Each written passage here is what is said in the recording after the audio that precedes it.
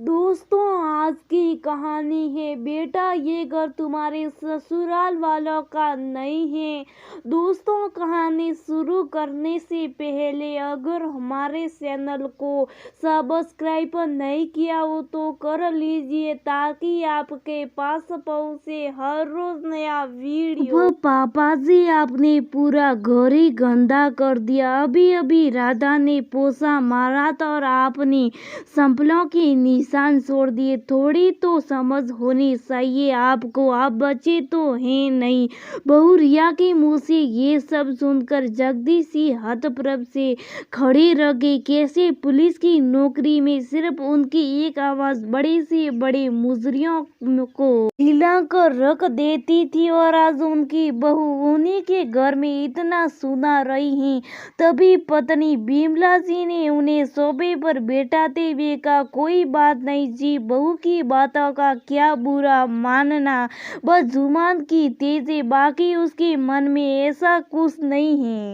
जगदीश जी ने पत्नी की आंखों में देखा जैसे पूछ रही हो सच में, और फीकी सी हंसी उनकी होठों पर तैर गई, लेकिन आंखों की कोर थोड़ी सी नम हो गई। सोफे पर बैठे बैठे सोचने लगे कितने जतन से इस घर को खड़ा किया था, एक एक दिन का अपने हिसाब से रखवाया था इस घरोदे का, ताकि सेवा अवकाश के बाद पति पत्नी सुविधाओं के साथ आराम से रहेंगे। लेकिन आज सारी दुनिया उनके कमरे तक सिमट गई है। कमरे से बाहर निकलो तो कितना कुछ सुनना पड़ता था। उन्हें हॉल के अंदर फायर फिट बंधवाया था कि ठंड के दिनों में वहाँ आग के सामने भुनी मूंगफलियां खाएंगे। लेकिन मजाल क्या कि बहू कभी सर्दी में आग जलाने दे, कहती थी कि पूरे घर में राख के कण फैलते, फिर वो सिमनी वैसी रगी पूती दिखती थी, एकदम उजली, क्योंकि बहू को वैसी पसंद थी। ये सब सोच रहे थे तभी बिमला जी हाथ में कॉफी का मग लिए वहाँ उनके पास आ बैठी। पति को बहुत अच्छे से जानती थी कि वो अभी गुस्से में थे, और उसके हाथ की कॉफी पीकर उनका गुस्सा शांत हो जाता था। बिमला जी भी क्या करती, पति और बेटे सोमस के मुंह में फंसी एक भारतीय नारी को जो ठहरी। दोनों तरफ बैलेंस बनाते बनाते उनका जीवन कट रहा था, कभी बेटे की सुनती कभी पति की। एक दिन सुबह शहर से लौटने के बाद पति पत्नी दोनों लॉन में बैठे थे। नौकर चाय रख के गया, 2 की जगह 3 चाय का कप उन्हें थोड़ा अटपटा लगा, क्योंकि उनके अलावा चाय सिर्फ सोमेश पीता था और वो उनके साथ कभी चाय नहीं पीता था।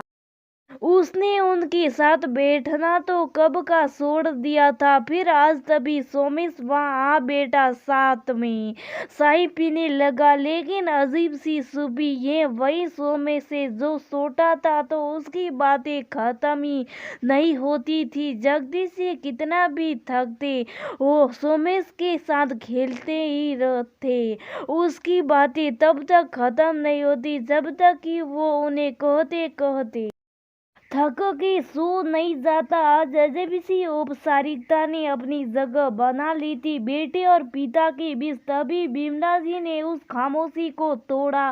सोमेश, अगले महीने तो रिया के भाई के बेटी की शादी है ना? हाँ माँ, उसी बारे में बात करने आया हूँ। लड़के वाले इसी शहर के हैं और वो यहीं से शादी करना चाहते हैं। तो रिया का परिवार शादी के लिए ये घर चाहता है, वो हमारे घर से शादी करना चाहता है। इसलिए मैं चाहता हूँ कि जब तक भीड़ भाड़ रहेगी घर में तब तक आप दोनों दीदी के पास चले जाओ। आप दोनों की भीड़ भाड़ से असुविधा होगी और दीदी भी इसी शहर में है तो आप लोगों को कोई तकलीफ भी नहीं होगी। आप दोनों का कमरा भी उनके काम आ जाएगा।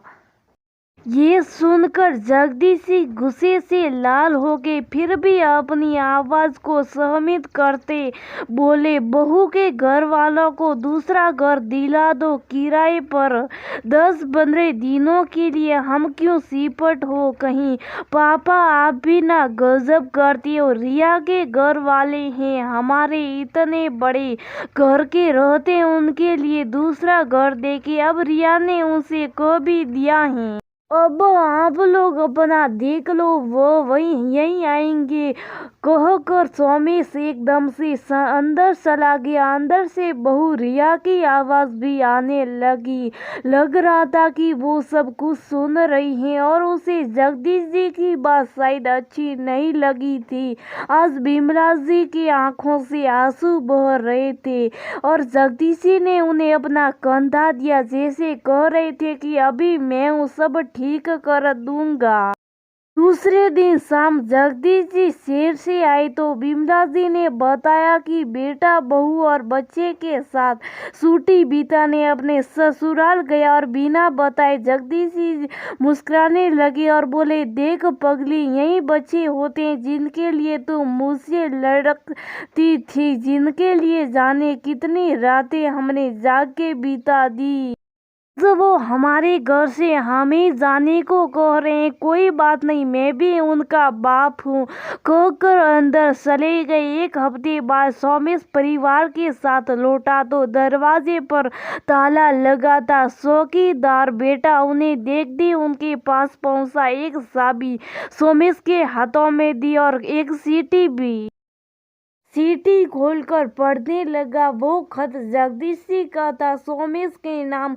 सोमेश, मैं और तुम्हारी माँ रामेश्वरम जा रहे हैं, 1 महीने बाद लौटेंगे। ये सो चाबी है तुम्हारे हाथ में, वो घर की चाबी नहीं है, वो एक दूसरे प्लेट की चाबी है जिसमें तुम सभी का सामान रखवा दिया है। वो फ्लैट मैंने बहुत पहले खरीदा था, तुम्हें नहीं बताया था। उस इलाके में है, तुम लोगों के लिए अच्छा है, अगर अच्छा ना लगे तो अपने हिसाब से घर ले लेना। घर मेरा और तुम्हारी माँ का है और हमारा ही रहेगा, इसमें से मैं कोई नहीं निकाल सकता। अभी तक सब कुछ बर्दाश्त करता रहा था क्योंकि तुम्हारी माँ खुश रहे, लेकिन अब तुम्हारी बातों से उसकी आंखों में आंसू आए, ये मैं बर्दाश्त नहीं कर सकता। ये हमारा सपनों का घर है जिसमें हम अपने बच्चों और नाती पोतों के साथ रहना चाहते थे, लेकिन शायद ईश्वर को ये मंजूर नहीं था और तुम लोगों को हमारा साथ पसंद नहीं था। वो घर मेरे और माँ की तरफ से तुम लोगों के लिए आशीर्वाद स्वरूप ईसा होगी तो रखना, वरना वापस कर देना।